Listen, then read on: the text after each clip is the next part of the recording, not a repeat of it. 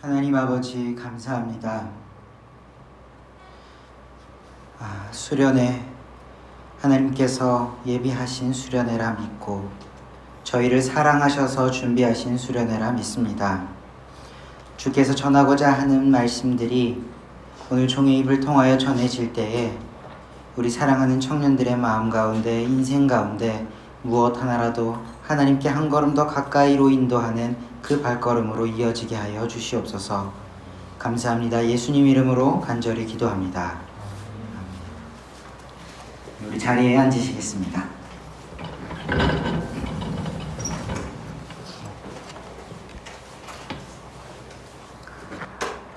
하나, 둘, 셋. 마이크 이퀄라이저 조금만 좀 바꿔주세요. 아까처럼 저음이 너무 깎여 있는 것 같아서. 저기 은근히 혹시 죄송한데 불을 좀 다 켜주실까요? 오늘 하나님께서 우리에게 주시는 말씀은 한 번 더 에베소서 5장 16절에서 18절 말씀입니다.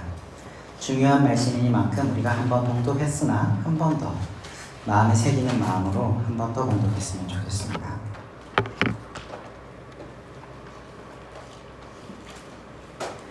에베소서 5장 16절에서부터 18절까지의 말씀을 한 목소리로 다 함께 봉독하겠습니다. 세월을 아끼라, 때가 악하니라. 그러므로 어리석은 자가 되지 말고 오직 주의 뜻이 무엇인가 이해하라. 술 취하지 말라. 이는 방탕한 것이니 오직 성령으로 충만함을 받으라. 아멘.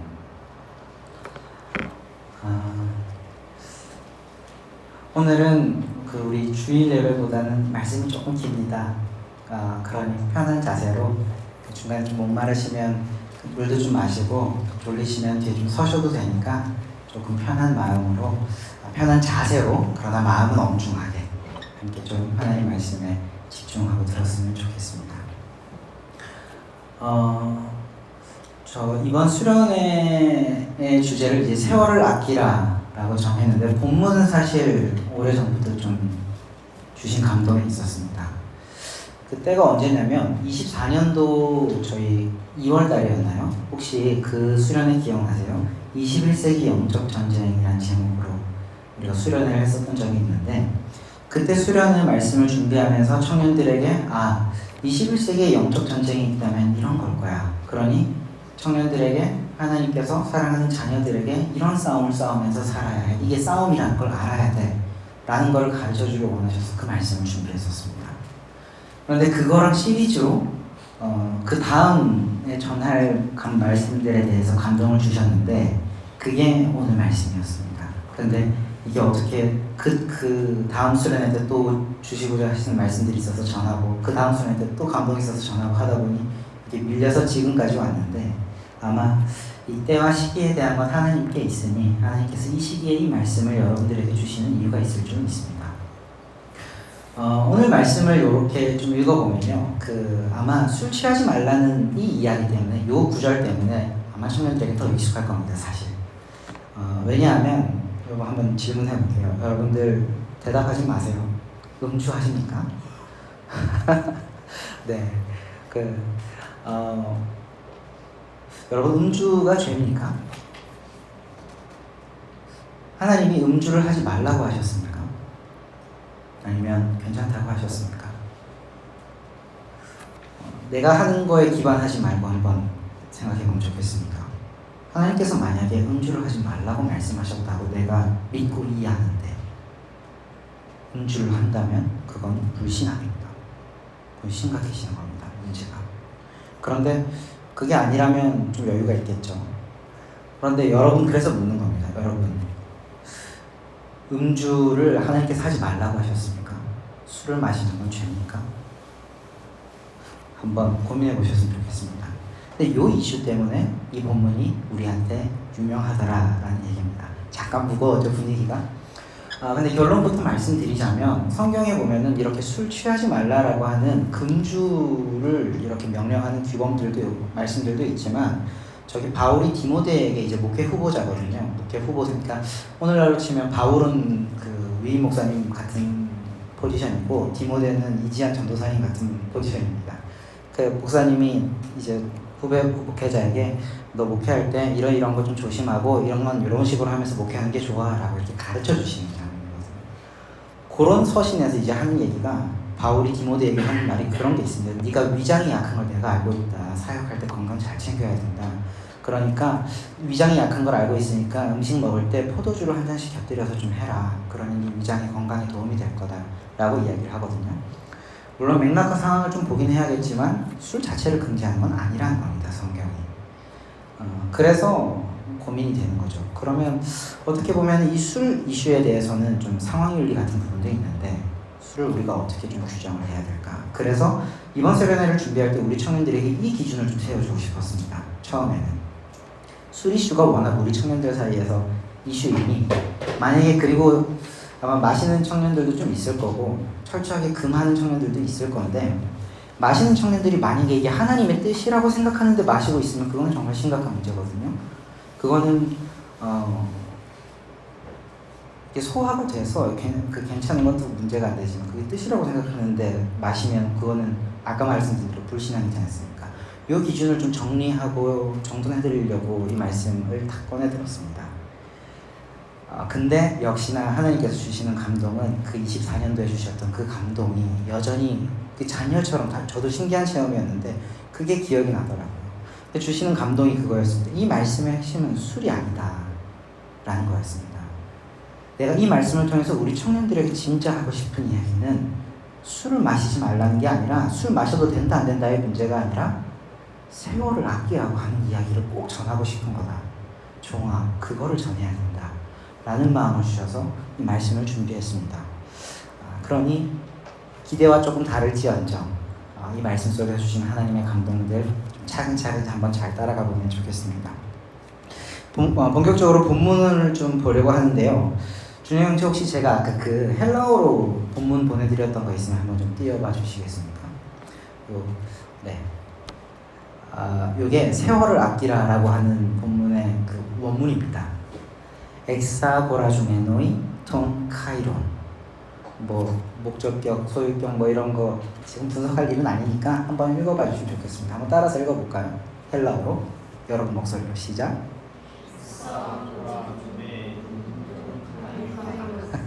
엑사고라주메노이 톤 카이론.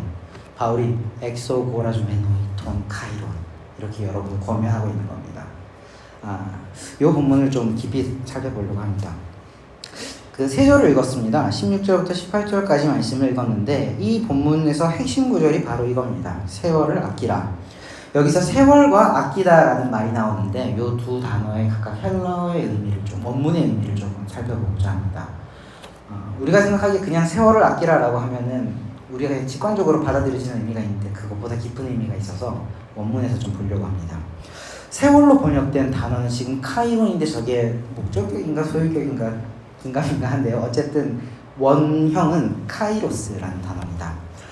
시간의 두 가지 속성을 구분할 때 시간의 개념을 설명할 때 두 가지 속성을 가지고 두 개념으로 보통 설명을 하는데 그 그리스에서 카이로스와 크로노스 이렇게 두 개로 나눕니다. 아마 교회 좀 오래 다니셨다 하는 분들은 요 단어들을 한 번쯤 들어보셨을 겁니다. 시간을 나눌 때 두 가지 속성을 구분해서 쓸 때 크로노스와 카이로스라고 하는데 말은 번역하면 시간이라고 똑같은 단어인데 거기에 함축된 의미와 맥락이 좀 다릅니다. 크로노스는 카이론이랑 다른 단어입니다. 크로노스는 양적인 시간을 의미합니다. 양적인 시간이라는 건 모든 사람에게 객관적으로 주어진, 동일하게 주어진 그냥 흘러가는 객관적인 시간입니다. 양적인 시간, 모든 사람에게 동일하게 흘러가는 시간입니다. 그런데 카이로스라고 하는 거는 질적인 시간을 의미합니다. 질적인 시간은 모든 사람에게 주어진 동일한 시간이랑은 조금 다르게 특정한 사람이 특정한 상황에서 맞이하는 어떤 의미 있는 때를 의미합니다. 그런 거죠. 그냥 일반적으로 사람에게 주어진 5분, 10분, 30분 이런 시간과 내 생의 첫 아이를 품에 안았던 그 5분, 10분은 질적으로 다르지 않겠습니까? 의미의 깊이가 다릅니다. 그렇게 특정한 사람이 동일하게 흘러가는 시간이지만 그 5분, 10분은 평생 기억에 남습니다. 그렇게 새겨지고 그 질이 밀도가 다른 깊이 있는 시간들, 의미 있는 시간들을 보고 카이로스라고 이야기합니다.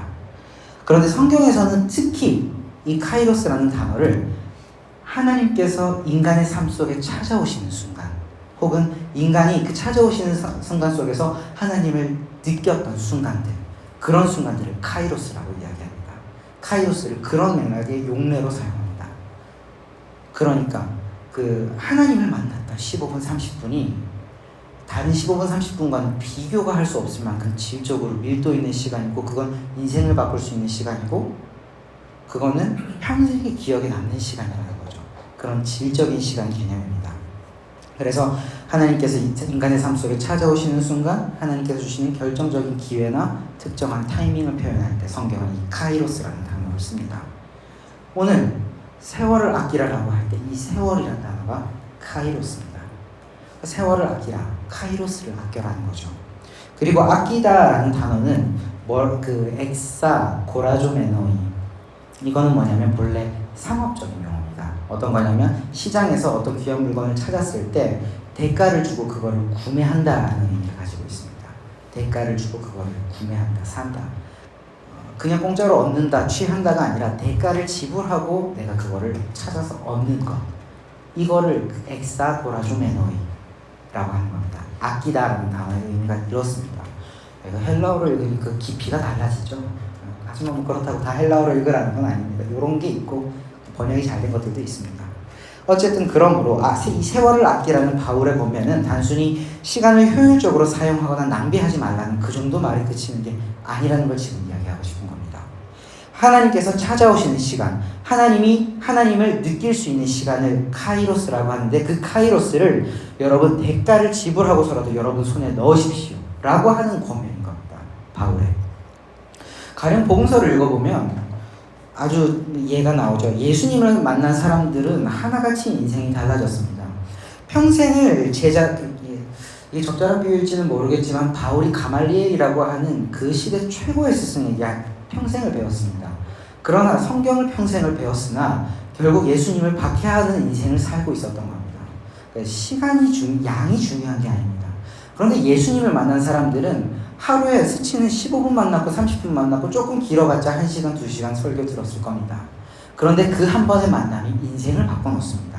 구원으로 인도하고 올바른 방향, 진리를 깨닫게 되고, 못 걷던 사람은 걷는 인생을 살게 되고, 못 보던 사람이 보는 인생을 살게 되고, 그 화석화된 율법주의에 엄청난 멍해를 가지고 살던 사람이 진리 가운데 자유를 선포하고 자유로운 인생을 가지고 변화된 삶을 살기 시작합니다. 그렇게 인생들이 바뀝니다. 예수님을 만난 그 짧은 시간이, 하나님을 마주한 그 짧은 시간이 삶에 그렇게 큰 영향과 구원의 영향력을 미치는 겁니다. 그러니 이걸 아는 초대교회 지도자들이, 예수님을 마주한 경험이 있는 지도자들이, 또 그 생생한 증언들을 얻었던 그 사도들이, 사도 바울이 이토록 강권하는 겁니다. 엑사고라조메노이 톤 카이론, 세월을 아껴라.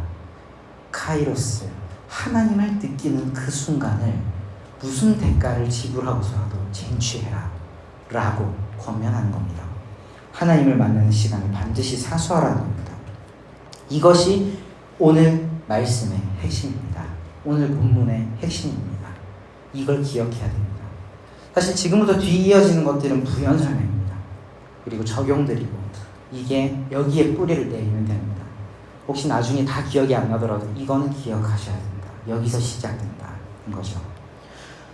그런데 우리가 여기서 멈추지 말고 그 18절 뒷절의 말씀도 조금 우리가 이제 나아가기를 원하는데, 바울은 이 중요한 권면에 뒤이어서 곧바로 이 말씀과 연결된 구체적인, 이 말씀을 실천할 수 있는 구체적인 실천 사항들을 제언합니다.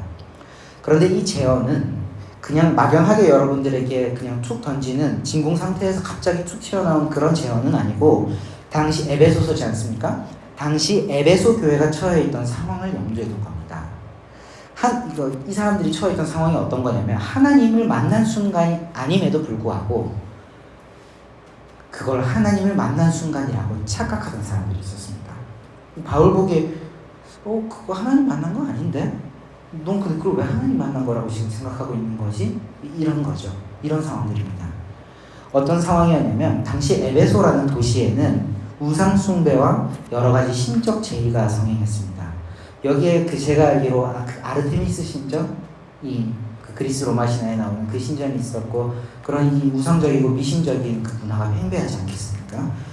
근데 그것보다 더 중요한 건 좀 주목할 지점은 이겁니다. 이 에베소 도시의 특정한 상황은 뭐냐면, 그리스 로마 신화에 보면 그 술의 신이 있습니다. 혹시 이름 아는 분 있습니까? 우리 세대들은, 저랑 같은 세대들은 그 그리스 로마 신화의 만화책으로 많이 읽었을 텐데, 기억을 하시는군요. 디오니소스라는 신이 있죠. 이 디오니소스의 축제가 그 에베소 도시에는 성행했었습니다. 그런데 이 디오니소스의 당시 이제 다 그랬지만 그 신들의 축제 가운데는 제의의식이 함께 포함되어 있습니다. 제의의식과 더불어서 축제를 즐기는 거거든요.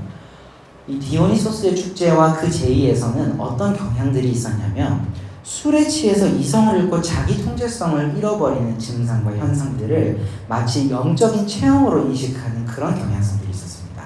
그러니까 술에 취해서 자기 통제성을 잃고 이렇게 소위 말해서 흐느적거리고 있는 이 상황이, 나는 지금 영적인 체험을 하고 있는 중이야. 디오니소스와 어떤 교류가 있는 중이야. 라는 등의 어떤 신비적인 체험, 영적인 체험을 하고 있는 거라고 인식을 했던 겁니다. 그러니 그 시간이 좋은 시간인 거죠. 의미 있는 시간이고, 이 사람들에게는. 그런데 문제는 에베소 교회 안에서 어떻든 교회는 문화 속에 존재하기 때문에 그 문화에 영향을 받을 수밖에 없거든요. 내가 신앙생활하고 있는 그 교회가 있는 동네의 문화가 그게 지배적이라고 한다면 여러분 어떤 현상이 일어날까요? 그 초대교회였으니까 성찬도 했지 않겠습니까? 술이 있었지 않겠습니까? 또 이스라엘 문화 특성상 술이 그렇게 멀리 있었던 나라들도 아니지 않았겠습니까? 술을 마시고 취하는 일도 종종 있었을 텐데, 그거를 성령을 체험한다고 오해하는 일도 있지 않았겠습니까? 그런 문제들이 발생하는 겁니다. 그래서 바울은 이거에 대해서 아주 민감하고 단호하게 반박하고 선을 확 긋습니다. 그게 오늘 18절의 말씀입니다. 술 취하지 마라. 이건 방탕한 거다. 오직 성령으로 충만함을 받으라. 술 취하지 마라. 이거는 방탕한 거다. 오직 성령의 충만함을 받으라. 이건 술을 일반적으로 금지하는 게 아니라 에베소 교회의 상황 속에서 술 취함을 성령의 충만함으로 오해하는 사람들에게 그거 방탕한 거야 라고 선을 그어주는 이야기입니다. 여기서 방탕으로 번역된 헬라어는 아소티아에서라는 말인데, 이건 낭비, 자제력 상실 같은 의미가 담겨 있습니다. 따라서 이 바울에게 술 취함이라고 하는 사건은 하나님을 체험하는 사건이 아니라 명백하게 하나님이 주신 시간과 생명 그리고 자기 통제력을 잃는 일이었습니다. 하나님을 만났다고 착각하게 만들지만 실제로는 하나님으로부터 멀어지게 만드는 일이다라는 분명한 인식이 바울에게 있었습니다. 그래서 자기 사랑하는 교회의 성도들에게 그거 아니라고 명확한 지침을 밝혀주는 겁니다. 그래서 곧바로 바울은 이렇게 권면한 거죠. 술 취하지 말고 오직 성령으로 충만하게 사십시오. 이 말을 풀어서 말하면 술이 아니라 오직 성령, 하나님 안에 푹 빠진 채 사십시오 라는 의미입니다. 술 취하지 마라. 오직 성령의 충만함을 받으라. 조금 좀 자극적으로 이야기하자면 이런 겁니다. 술이 아니라 성령에 취해야지. 왜 술에 취하고 사십니까? 라는 거죠. 여러분, 우리는 그리스도인들은 술에 취해서는 안 됩니다. 술뿐 아니겠죠. 우리는 성령에 취해야 되는 사람들입니다. 충만이라고 하는 단어도, 이거 좀 여담이긴 한데, 충만이라는 단어도 그런 겁니다. 가득 차서 넘친다는 말이지 않습니까? 충만이. 근데 이 충만이라는 이 말이 그냥 물컵이 탁자 위에 있는데 거기에 가득 차서 물이 조금 흘러 넘치는 것 정도가 아니라 이 물컵을 바다에 던지는 겁니다. 그러면 그 컵이 바다 안에 잠겨서 가득 차지 않습니까? 그거를 걸어서 충만이라고 하는 거거든요.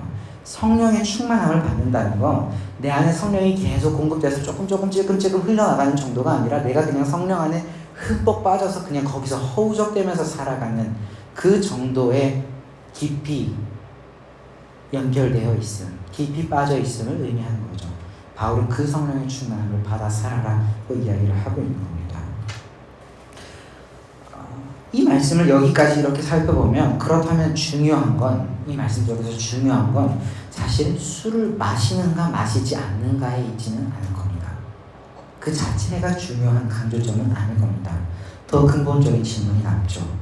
나는 무엇에 취할 것인가? 나는 무엇에 취하여 있는가? 라는 질문이 오늘 이 본문이 진짜 우리에게 던지는 질문입니다. 그러니까 술 취하지 마라. 이는 방탕한 것이니 성령의 충만함을 받으라는 말씀을 딱 들었을 때 우리가 던져야 될 질문은 주님 그럼 내가 술을 취해도 된다는 말입니까? 안 된다는 말입니까? 몇 잔 마시는 것까지 괜찮다는 말입니까? 이 질문이 아니라 이 말씀을 딱 들었을 때 술이 딱 떠오르는 게 아니라 나는 그럼 무엇에 취해야 됩니까? 나를 취하게 만드는 것은 무엇입니까? 내가 거기에 취해 있는 게 합당합니까? 라는 질문이 우리에게 일어나야 된다는 겁니다. 나는 지금 무엇에 취해 있는가? 나의 시간과 생각을 지배하고 있는 것은 무엇인가? 그것은 나를 하나님께로 가까이 인도하는 것인가? 하나님과 나를 멀게 만드는 것인가? 아니면 내가 하나님을 만날 여지 자체를 빼앗아가는 것들인가? 이런 질문들이 우리에게 일어나야 된다는 겁니다. 여러분, 지금 올바른 질문을 성령께서 여러분 마음 가운데 가르쳐주고 계시는 겁니다. 기억하시고 이 말씀 앞에서 이 질문을 던져보시기 바랍니다. 바울의 보면은 술이라는 한 가지 행위에 관한 규칙을 넘어섭니다. 하나님이 아닌 다른 것에 취하여 시간과 생명과 자기 통제력을 잃지 말라는 겁니다. 여러분, 시간과 생명은 거의 같은 개념입니다. 하나님 우리에게 생명을 주셨습니다. 다른 말로 하나님 우리에게 살아갈 시간을 주셨습니다. 여러분, 시간을 낭비한다는 건 하나님께서 주신 생명을 낭비하는 겁니다. 내가 어떤 일에 시간을 쓴다는 건 내가 그 일에 생명을 투자하고 있는 겁니다. 생명은 가장 귀한 것입니다. 그거를 헛되이 쓰진 않았으면 좋겠습니다. 그거 잃지 말라는 거죠. 이 점에서 바울의 권면은 우리가 이렇게 읽을 수 있습니다. 하나님을 느낄 수 있는 카이로스를 사수하기 위해 먼저 무엇이 나를 취하게 하는지를 여러분 살펴야 됩니다. 하나님을 느낄 수 있는 순간들이 여러분 있습니다. 그 순간이 카이로스인데 그 순간을 여러분 얻기 위해서, 사수하기 위해서 바른 것에 취해 있어야 됩니다. 성령에 취해 있어야 됩니다. 그런데 그게 안 되고 있다는 건 무언가 그걸 방해하고 있다는 거거든요. 그러면 나를 취하게 하고 있는 그것이 무엇인지를 우리는 지금 돌아봐야 된다는 겁니다. 하나님의 말씀을 들을 때 그냥 좋은 얘기 듣고 그렇습니다, 그렇습니다, 그렇습니다. 이거 사실 하나님 말씀이 온전히 내 마음에 진짜 와닿은 게 아닐 수 있습니다. 제가 종종 듣는 예시긴 하지만 이사야가 하나님을 만났을 때를 한번 떠올려 보십시오. 진짜 하나님을 만났을 때 사람에게 어떤 반응이 일어납니까? 절망적입니다. 비극적입니다. 두렵습니다. 숨고 싶습니다. 피하고 싶습니다. 회피하고 싶습니다. 오호라다 화로다 나여 나는 공고한 자로다. 내가 죄악된 백성의 입술 가운데 거하면서 만군의 왕이신 하나님을 만났도다. 화로다 나여 죽게 되도다.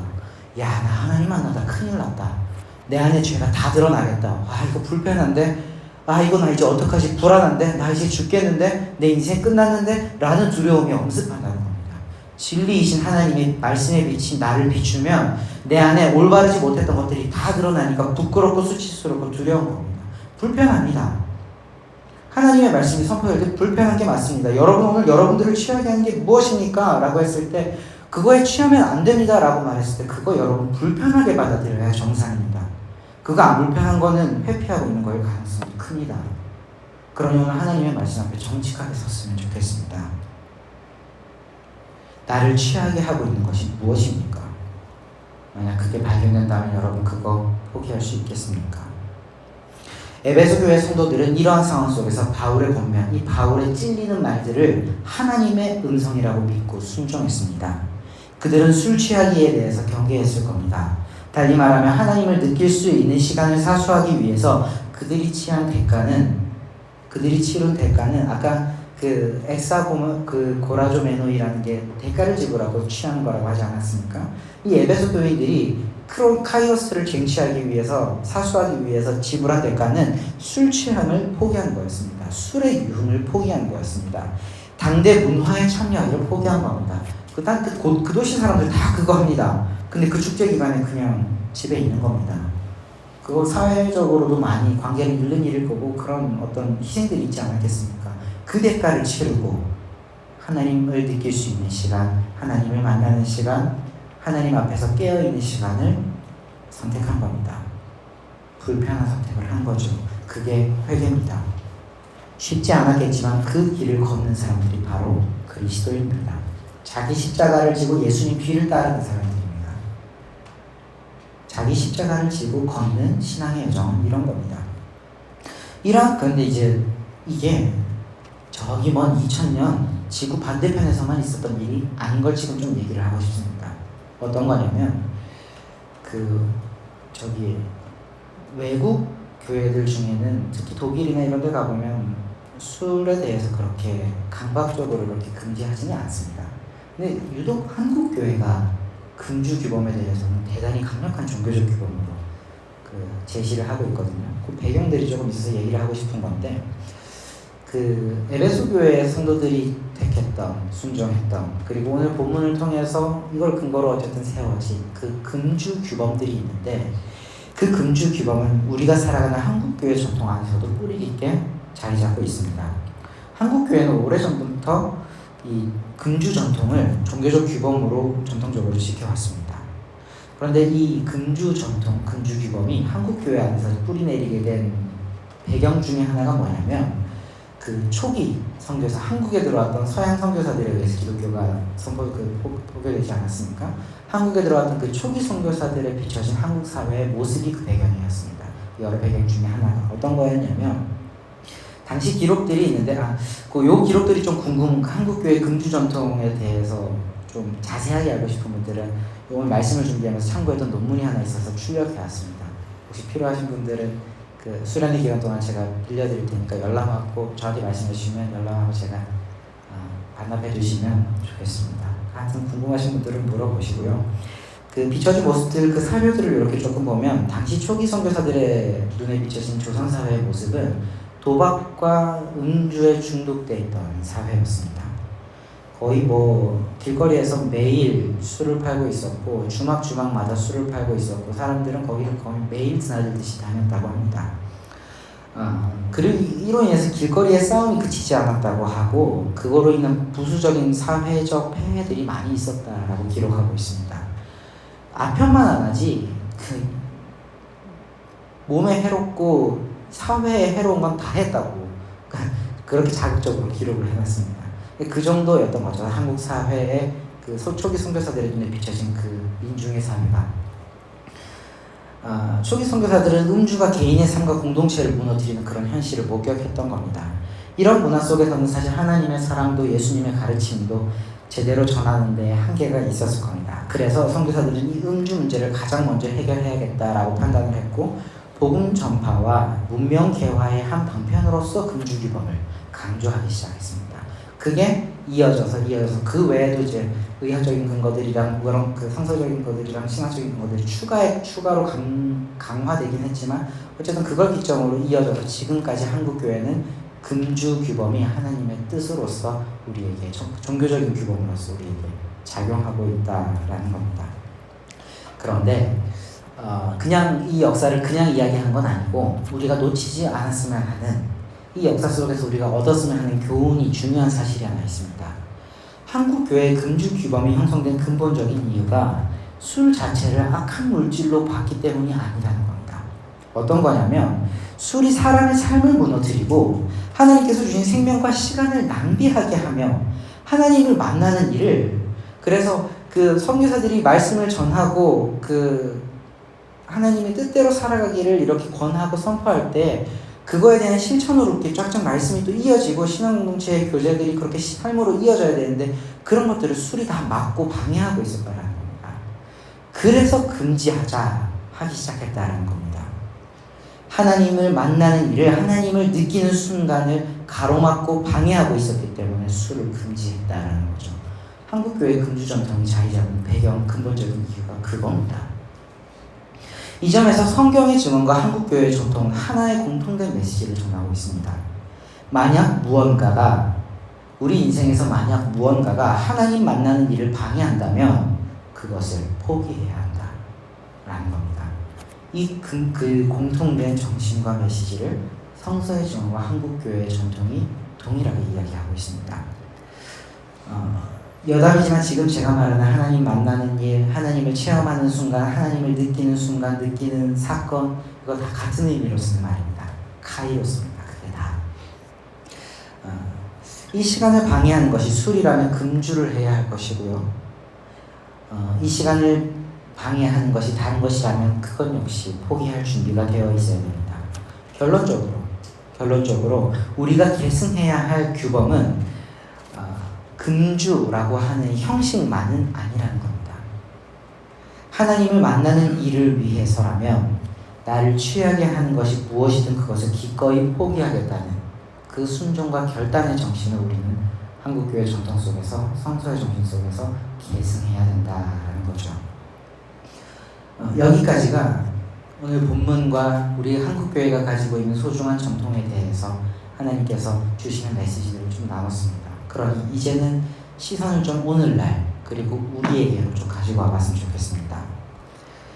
우리는 하나님을 만나고 느끼는 순간을 위해서 무엇까지 대가로 지불할 준비가 되어 있습니까? 하나님을 만나는 순간을 우리가 얻기 위해서 여러분들은 무엇까지 대가로 지불할 수 있겠습니까? 우리가 아무렇지 않게 행하고 누리는 것들 가운데 하나님을 만나는 순간을 빼앗는 것들이 무엇입니까? 만약 그런 것들이 발견된다면 우리는 그걸 포기할 용기를 오늘 말씀에 비추어서 가져야 되지 않겠습니까? 그거 가져야겠다고, 그거 가지겠다고 그리 결단하고 그리 다짐할 수 있는 믿음이 여러분에게 있기를 축복합니다. 과연 우리를 취하게 하는 것들은 어떤 것들이 있을까요? 우리 잠깐 기지개 한번 펼까요? 네, 물 한 잔 마시고 기지개 좀 펴면서 몸도 좀 푸시고 이야기가 길어지면 그렇죠. 괜찮습니다. 저도 물을 한 잔 좀 마시고 졸린 가운데 다 들어옵니다.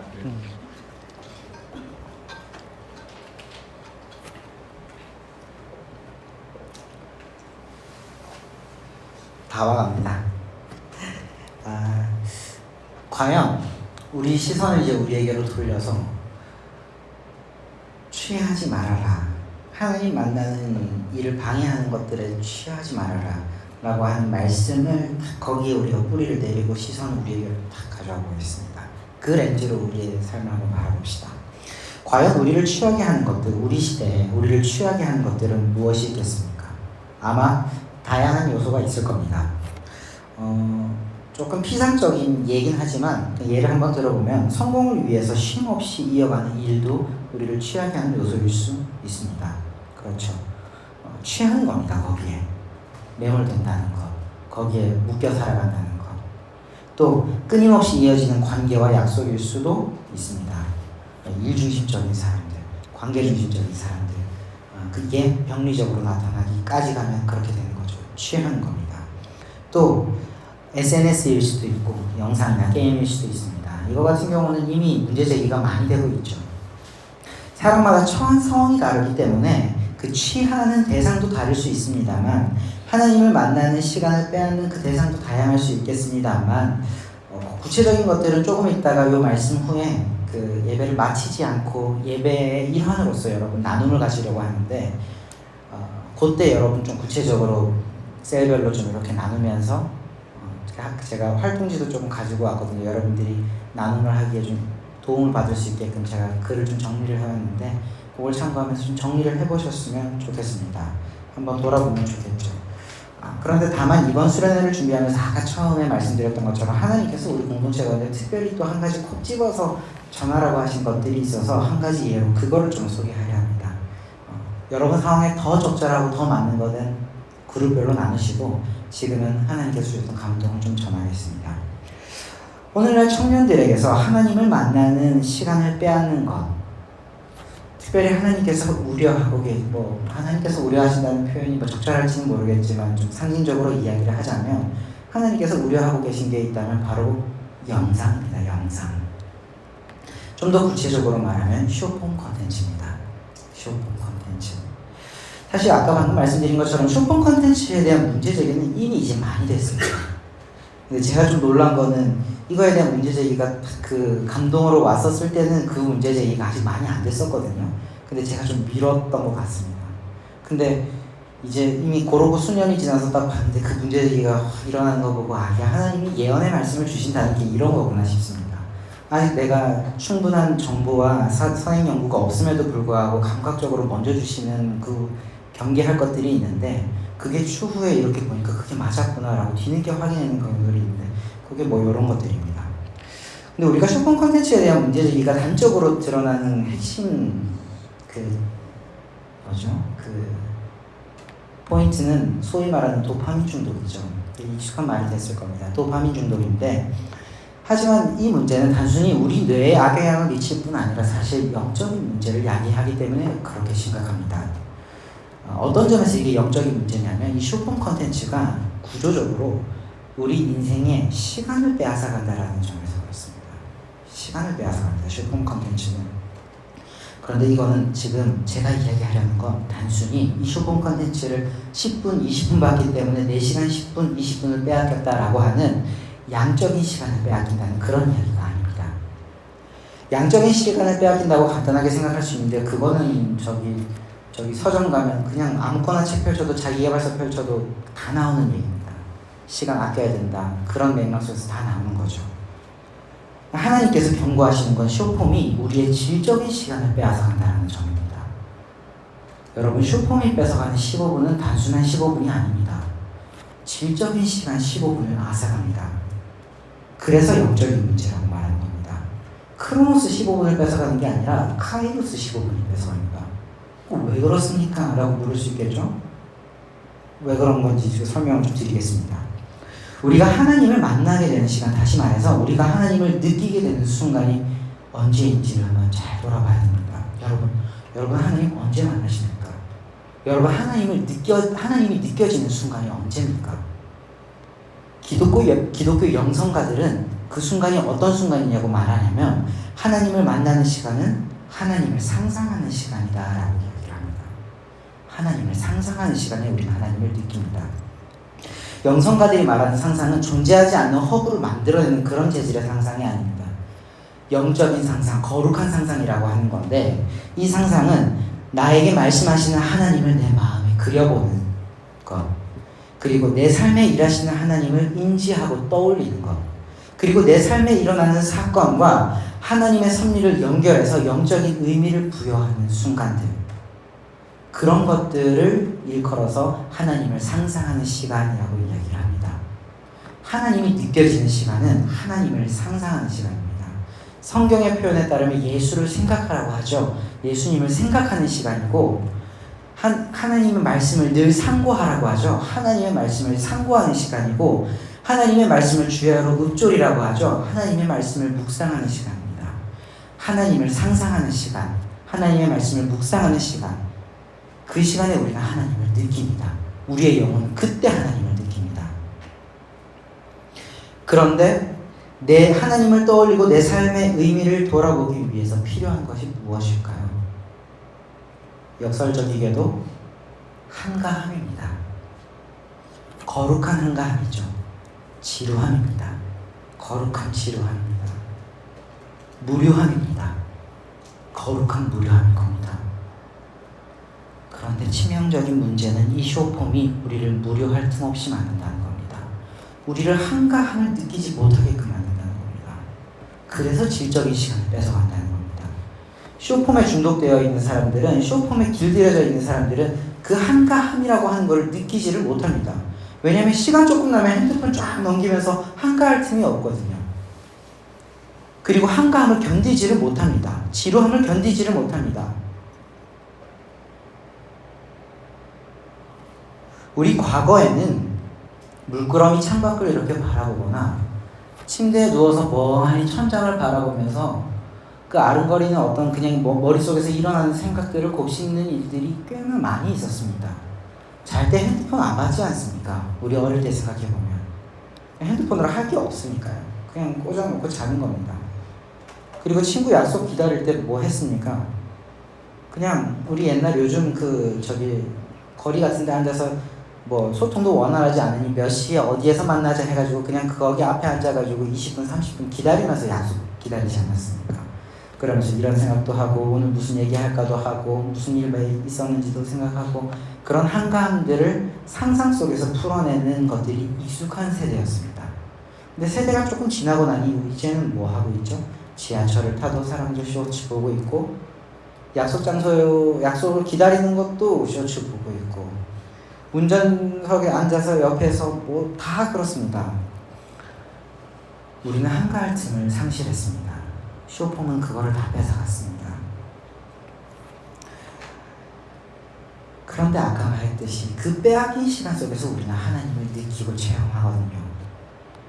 그러니 바쁜 일상 속에서 문득문득 멈춰지는 인간의 그 무료한 시간들이 사실은 그 시간의 의미들을 우리가 잘 알았어야 됩니다. 그 시간들이 그 한가함이 그 지루함이 그 무료함이 사실은 하나님께서 우리에게 마련하신 영적인 휴식 시간이었던 겁니다. 영적인 안식 시간이었던 겁니다. 그거를 줘놨는데 구조적으로 한가함과 무료함을 느끼도록 하나님이 설계해 놓으셨는데 이게 그거를 다 뺏어간다는 겁니다.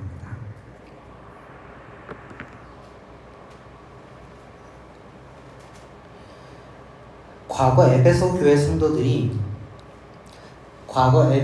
성도들에겐 디오니소스의 술이 그들의 삶을 취하게 만드는 것이었습니다. 디오니소스의 술이 그들에게 하나님을 만나는 순간과 시간을 빼앗아가는 도둑이었습니다. 여러분, 오늘 우리에게 하나님과의 시간을 빼앗아가는 도둑은 무엇입니까? 오늘 우리의 디오니소스의 술은 무엇입니까? 달리 말해 오늘 우리를 취하게 하는 것들이 무엇입니까? 무엇이 우리의 시선을 계속 붙잡고 있습니까? 무엇이 우리의 생각을 쉬지 못하게 합니까? 무엇이 하나님을 상상할 한가함과 심심함을 빼앗아가고 있습니까? 우리는 오늘 우리의 수를 찾아내야 됩니다. 그리고 그것에 취하지 않게 구체적인 기준을 세워야 합니다. 이것이 우리가 싸워야 할 영적 전쟁일 겁니다. 쇼츠는 하나님과의 순간 카이로스를 도둑질하는 그 도둑은 이것이 도둑질인 줄 모르게끔 우리에게 도둑질을 합니다. 우리가 싸워야 할 영적 전쟁은 그게 도둑질인 걸 빛 가운데 드러내고 그건 나의 하나님께서 내게 허락하신 안식의 시간이 도둑 만진 시간이다라고 선포하고 그 도둑을 내 삶에서 쫓아내는 일입니다. 그것이 우리의 영적 전쟁입니다. 성공을 위해 살아가는 사람에게 일을 적당히 조절하라는 권면, 인적 자원을 중요하게 생각하는 사람에게 또 관계 속에서 자기 정체성에 기반을 두는 사람에게 약속과 관계를 조절하라는 권면, 21세기를 살아가는 우리에게 SNS와 쇼폼을 줄이라는 권면, 이거 쉽지 않은 도전은 분명합니다. 어떤 사람에게 거의 불가능한 일처럼 느껴질 수도 있습니다. 하지만 우리는 한국교회 전통 속에서 우리 신앙의 선배들, 기독 청년들의 삶을 한번 거기에 본을 좀 받아볼 필요가 있습니다. 한국교회 전통 속에서 수많은 기독 청년들이 금주를 하나님의 뜻으로 믿었었습니다. 우리는 지금 방금 이야기한 말씀 속에서 술 자체가 그게 하나님의 뜻이냐 아니냐를 말하기는 좀 어렵다는 걸 이제는 우리가 해석하고 이해를 좀 하긴 하지만 어쨌든 20년, 30년 전 기독 청년이었던 선배들은 금주가 술을 마시지 않는 것이 하나님의 뜻이라고 믿었던 사람들입니다. 그게 하나님의 뜻이라고 믿었기 때문에 그렇게 순종하고 그렇게 실천하고 살았습니다. 최소한 그들의 신앙은 우리보다 신학적으로는 조금 구시대적일 수 있었을지 모르지만 하나님 보시기에는 훨씬 값졌을 겁니다. 왜? 순종으로 실천했기 때문에. 그들의 신앙은 하나님 앞에서 진정성 있다고 평가될 것이기 때문에 그렇습니다. 그래서 그들은 술 마시지 않는 것이 하나님의 뜻이라고 믿었기 때문에 대학 NT 가서 눈치 보면서 그렇게 온갖 모멸과 불안과 위협을 당하면서도 술 마시지 않겠다고 꿋꿋하게 버텼습니다. 희생도 손해도 많이 봤을 겁니다. 그런데 그거 하나님의 뜻이니까 그 수고, 그 희생 내가 대가로 치르겠다. 그게 내 십자가다 라고 멋있게 당당하게 선포하고 그냥 그렇게 살았던 겁니다. 그게 우리 신앙의 선배들, 한국교회 기독교 청년 선배들입니다. 우리가 그 마음을 좀 이어받았으면 좋겠습니다. 계승했으면 좋겠습니다. 하기 쉬운 것만 하는 건 순종이 아니라 취사선택입니다. 하나님의 뜻은 순종의 대상, 하나님의 뜻이라는 것은 순종의 대상이지 취사선택의 대상이 되는 건 아닙니다. 하나님의 말씀을 순종해야 됩니다. 그러므로 우리도 구체적인 결단을 좀 했으면 좋겠습니다. 단순히 쇼폰 이제 좀 줄여야지, 앞으로 시간 좀 잘 써야지 하는 생각 정도로는 부족합니다. 이거 너무 모호한 실천입니다. 다짐입니다. 그거는 힘없이 사라질 겁니다. 우리 예배 때마다 마칠 때마다 기도하는 것처럼 그 정도 그 결단에서 멈추면 그건 쉬 사라지는 바람과 같이 흩어져 버릴 겁니다. 구체적인 결단, 구체적인 물리적인 행동으로 지침을 만들고 결단을 만들고 기준을 만들어야 됩니다. 그걸 이번 수련회 때 하려고 합니다. 지금 하려고 합니다. 아침에 예를 들면 아침에 눈 뜨자마자 핸드폰 보기 전에 말씀을 읽는 시간을 딱 정할 수 있을 겁니다. 눈 뜨자마자 여러분 핸드폰 보고 요즘 주식시장 난리죠. 차트부터 열어보고 그럴 수 있을지 모르겠지만 그거만 안 하고 눈 뜨자마자 일단 눈 부시시하게 가서 일단 성경책 펼치는 습관으로 하루 시작하겠다라고 하는 구체적인 행동 지침 만들 수 있을 겁니다. 또 잠들기 전 일정 시간 동안은 핸드폰 저기 책상 위에 두겠다. 최소한 침대 곁에는 핸드폰 두지 않겠다라는 구체적인 행동 지침 우리가 만들어 볼 수도 있을 겁니다. 이동하거나 기다리는 모든 시간을 영상으로 채우지 않고 일부러 멍하니 머무는 시간을 조금 가져보겠다. 버스 탈 때는 그냥 멍하니 있겠다. 핸드폰 가방 안에 넣어놓겠다. 라고 하는 행동 지침 만들 수 있지 않겠습니까? 예를 지금 이야기하고 있는 겁니다. 그 실천사항이 무엇이든 오늘 우리에게 맞는 실천사항을 정하고 그것을 이게 핵심입니다. 종교적 규범, 수준으로 지켰으면 좋겠습니다. 그냥 우리 개인적인 다짐 정도가 아니라 여러분 우리 기독 청년 선배들이 술 안 마시겠다는 거를 종교적 규범으로 지켰습니다. 그냥 개인 의지가 아니라. 그래서 MT 가서 그 희생할 수 있었던 겁니다. 그러니 만약에 우리가 쇼츠를 예를 들어서 줄이겠다라고 결단했으면 그거 그냥 오늘 하루 이틀 작심삼일 그 정도 규범으로 생각하는 게 다짐으로 생각하는 게 아니라 이건 하나님 명령이야 라고 하는 종교적인 규범으로 우리가 설정하고 지켜보자 하는 겁니다. 그래서 쇼츠 결단했는데 그걸 어겼다? 회개해야 되는 겁니다. 하나님 그거 내가 진짜 그게 그냥 회개하는 게 아니라 여러분 술 마시면 안 된다라고 믿었던 성도들이 술을 불가피하게 마시게 됐을 때 그 죄책감이 얼마나 컸습니까? 회개를 얼마나 절절하게 했습니까? 그 정도에 준하는 무게로 쇼폼 줄이겠다라고 하는 결단을 지키자는 겁니다.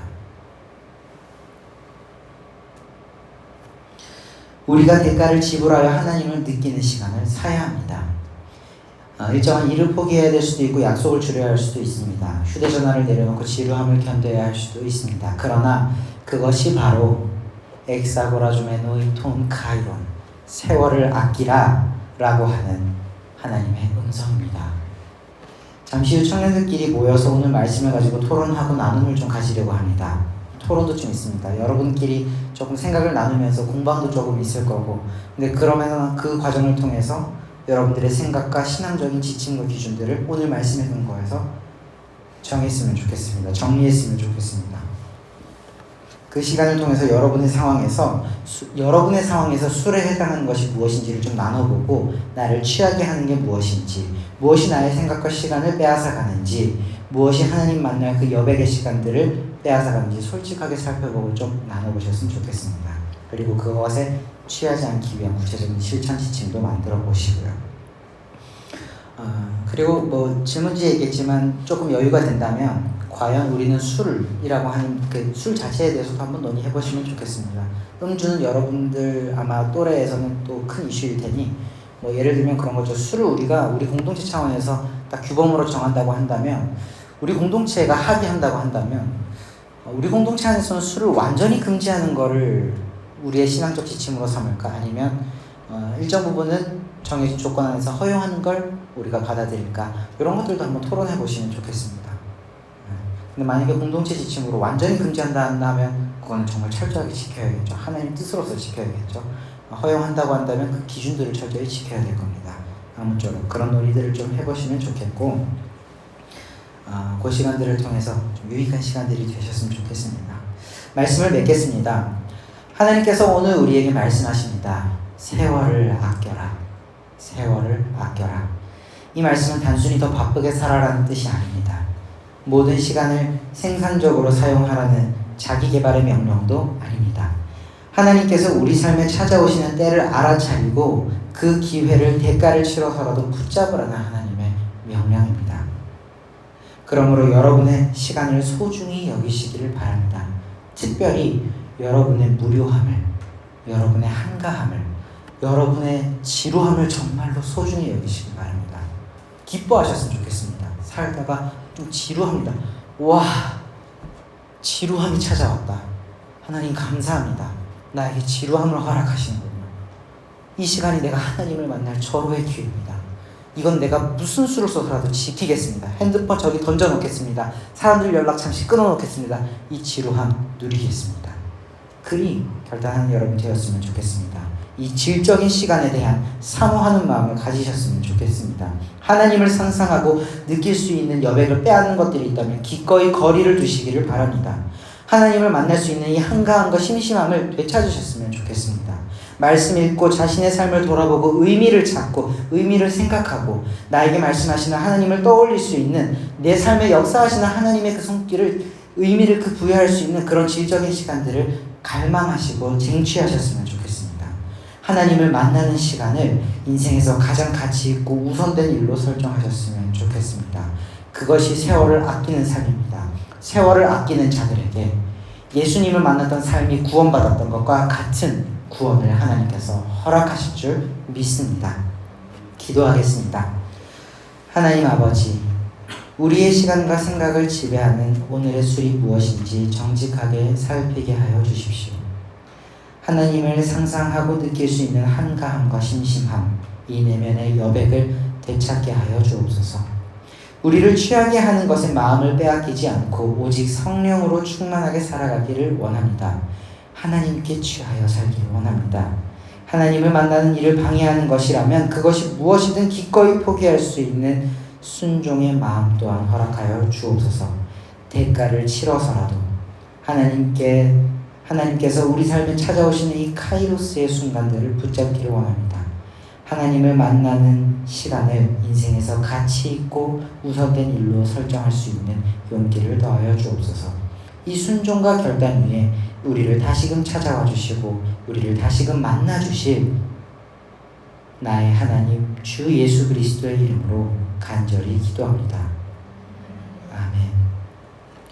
우리 이 시간 들은 말씀 기억하며 좀 함께 찬양했으면 좋겠는데 피아노만 좀 부탁드리겠습니다. 나의 만족과 유익을 위해 라는 찬양입니다. 이 찬양을 조금 부르면서 우리가 함께 들은 말씀을 기억하며 주신 감동들이 있을 겁니다.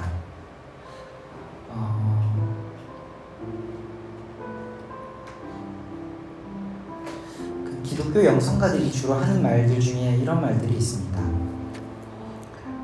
성령께서 말씀하시려고 한다면 여러분들 잠시 침묵하십시오. 여러분의 너무 많은 생각과 너무 많은 토로가 주님의 음성을 회방하지 않게 하십시오. 그런 말들을 종종 합니다. 만약에 오늘 들은 말씀 가운데 성령께서 주시는 감동들, 하나님께서 뭔가 이렇게 하라고 말씀하시는 것 같은 감동들이 있다면 여러분 찬양하지 않으셔도 됩니다. 기도하지 않으셔도 됩니다. 잠잠히 주님 지금 뭐하라 말씀하시는지 귀 기울이시면 좋겠습니다. 혹 그런 것들이 없다면 이 찬양의 가사 속에 오늘 들은 말씀과 더불어서 그 의미들을 담아서 곡조 있는 기도로 올려드렸으면 좋겠고, 또 혹 지금 너무 내 마음속에서부터 우러나오는 기도의 제목들이 있다면 그저 소리내어 기도하셔도 좋겠습니다. 저는 앞에서 찬양을 하겠습니다. 여러분들 자유롭게 성령과 성령 하나님과 교제하시기를 바랍니다. 찬양합니다.